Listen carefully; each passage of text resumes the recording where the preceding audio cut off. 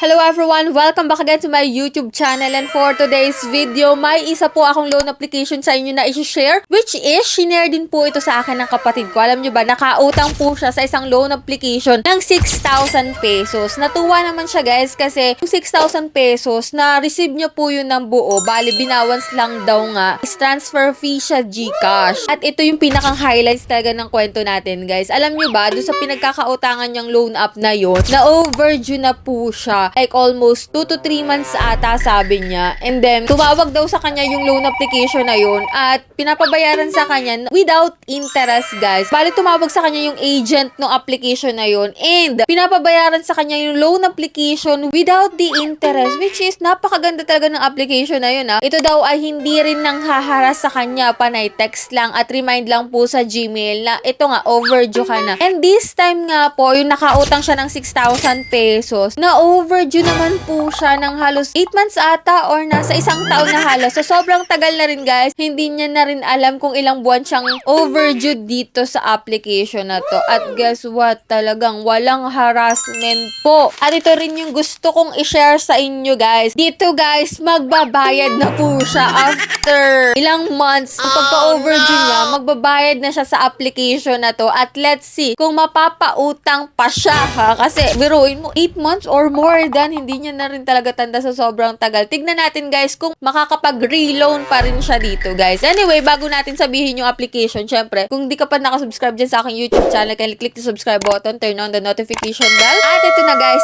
i-announce ko po ngayon yung nanalo sa ating pa-cellphone giveaway. So, congratulations po sa iyo kaagad. Ito na po yung ating 1 lucky winner sa pa-cellphone giveaway. Pwede po yung i-convert into cash. At syempre, later ko po i-announce yung 2 lucky winner natin sa ating pa-daily GCash giveaway. So, every day, every month, may nananalo. So, kung hindi ka pa po nananalo at gusto mong sumali sa aking pag-giveaway, i-click mo na po yung subscribe button, turn on the notification bell, at syempre, don't forget to like this video. Mag-iwan ng comment dyan sa comment section at please share para ikaw na yung susunod na mananalo sa aking pa-monthly cellphone giveaway. And so much for that. Ito nga pong loan application na tinutukoy ko sa inyo is talagang gamit na rin ang lahat at user-friendly pa ha kapag first-timer ka. Kaya kung gusto mong umutang rin dito, nako, keep on watching.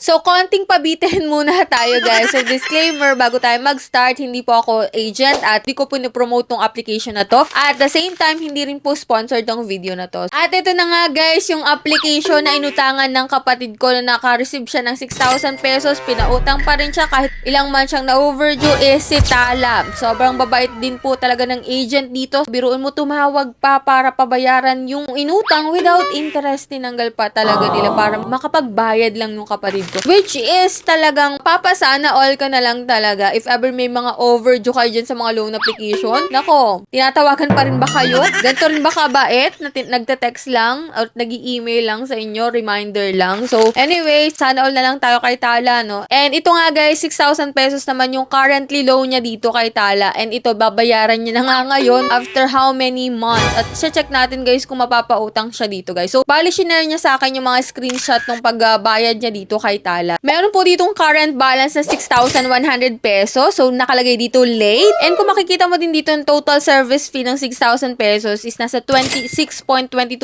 which is 1,836 pesos po yun. So, sabi niya sa akin, binayaran niya po yun in advance. Kaya, ganito na lang po yung current balance niya. So, dito guys, is nagbayad po siya is sa GCash. Meron po ditong nakalagay na transfer fee, 8 pesos sa QR code. Wallet is 20 pesos. And payment centers is 20 to 23 pesos. So, lowest fee yung QR code. So, dito select e-wallet, GCash nga is 20 pesos. So, lahat naman guys, 20 pesos. And dito nga, ang pinili niya po is GCash and then 6,120 po lahat yung pabayaran niya. And ito nga guys, bali may service fee rin po kapag GCash yung gagamitin mo is 10 pesos. So, bali ang total amount po na babayaran niya is 6,130 pesos. Yun po yung pinakang eksakto na binayaran niya dito kay Tala. So, dito guys, nung nag-apply po siya ulit ng loan at tinry niya kung makakautang ulit ulit siya. So, ito guys yung mga screenshot ng pag-loan niya. So, kinilik niya dito guys yung apply now. At kung makikita mo dito, nag-fill up ulit siya, loan application. So, yan, under review po yung kanyang application dito. So, click natin yung refresh status. At makikita mo nga dito guys na application not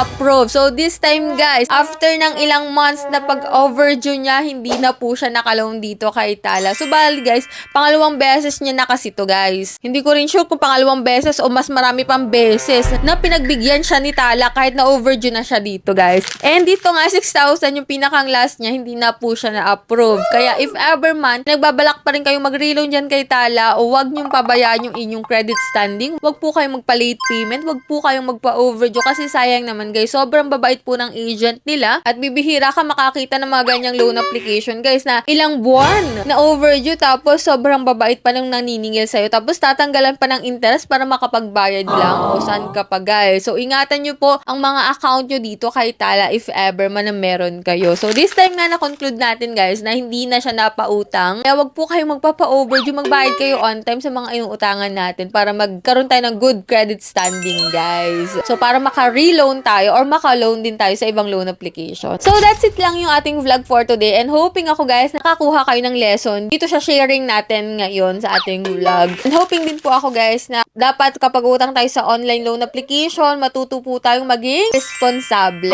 kasi mahirap naman po yung basta na lang tayo uutang tapos hindi rin naman po tayo magbabayad, magfa-farm lang tayo. So marami pong ganyan. Kaya iwasan po natin. Huwag din po tayong uutang kapag wala po tayong inaasahang pambayad. Baka kasi mabaon lalo tayo sa mga uutangan nating ola. So ingat-ingat rin po tayo sa mga matataas ang interest dyan at sa mga 7 days na loan app. So yan lang po yung ating vlog for today and bago tayo magtapos nga guys, i-announce ko po ulit kung ating dalawang lucky winners for today's video. Ayan, congratulations po sa inyo kagad. Claim nyo na po yung prize nyo sa aking Gmail account. And that's it for now. Kung hindi ka pa po nakasubscribe, just click the subscribe button. Turn on the notification bell and be updated sa aking mga latest upload. So bye-bye na muna for now guys. See you on my next video.